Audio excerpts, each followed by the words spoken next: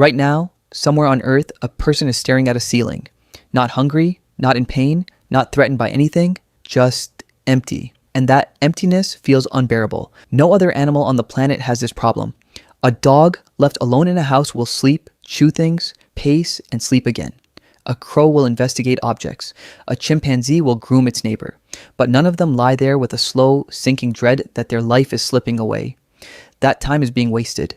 That something important is missing, but they can't name what it is. That experience has a name, and it's newer than you think. The word boredom didn't exist in the English language until the 1800s. The first recorded use appears in 1829. Charles Dickens then locked it into the cultural vocabulary with Bleak House in 1852, where an aristocrat complains she has been bored to death by the weather. Before that, the concept barely had a name. Not because people weren't experiencing restlessness or tedium, but because they weren't experiencing it the way we do now. The Industrial Revolution created boredom in its modern form. For the first time in history, millions of humans spent 12-hour days performing the exact same repetitive motion in a factory. Not hunting, not creating, not telling stories around a fire, just repeating, just waiting for a bell. Boredom as a named epidemic wasn't born in a cave. It was born on an assembly line. But that's just the history. What boredom actually is at the level of your neurons is far stranger than anyone expected. In 2014, psychologist Timothy Wilson at the University of Virginia ran a simple experiment.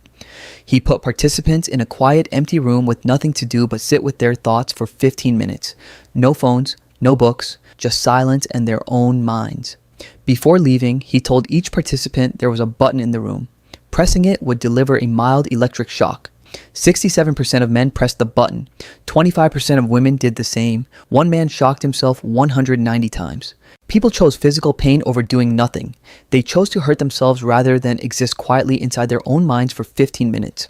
No other species on Earth would make that choice, because no other species experiences the specific torture of an unstimulated mind the way we do.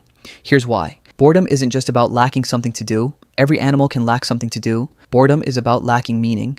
And meaning is a uniquely human problem because we are the only species that requires it.